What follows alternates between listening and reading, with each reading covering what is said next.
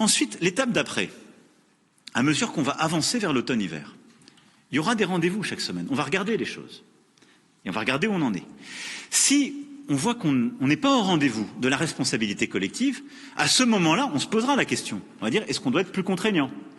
Est-ce qu'on doit mettre des mesures de contrôle, des mesures pour commencer à aller vers de la stratégie, soit de contrainte, soit de rationnement? Ça, ce sera la deuxième étape.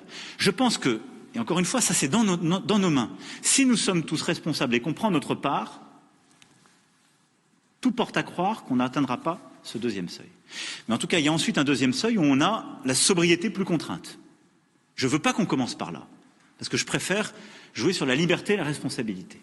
Mais il y aura ensuite ce deuxième étape, si on voit qu'on commence à déraper, peut-être qu'on dira, on va regarder dans les secteurs, dans les endroits où, manifestement, les mécanismes, ce qu'on attendait de manière volontaire n'est pas appliqué, donc on va mettre plus de contraintes. Et ensuite, un nouvel étage à la fusée, ce qu'on appelle le rationnement. C'est-à-dire que là, on va, dans certains secteurs, rationner, c'est-à-dire contraindre, limiter la part d'énergie disponible. Ça, c'est vraiment, je dirais, presque le mécanisme d'avant-dernier ressort, si le plan de sobriété ne marche pas. Évidemment, on le prépare, avec tous les secteurs.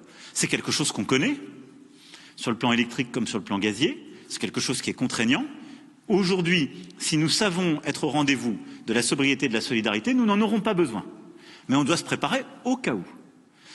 Ce plan de rationnement, c'est celui qui nous évitera justement les coupures. Et donc la coupure, elle n'interviendra qu'en dernier ressort. Donc aujourd'hui, je vous parle en toute franchise, instruit par les bilans qui m'ont été donnés et l'information partagée avec les experts nationaux, européens, nos dialogues. Il ne faut pas jouer sur la peur. On n'est pas dans cette situation-là.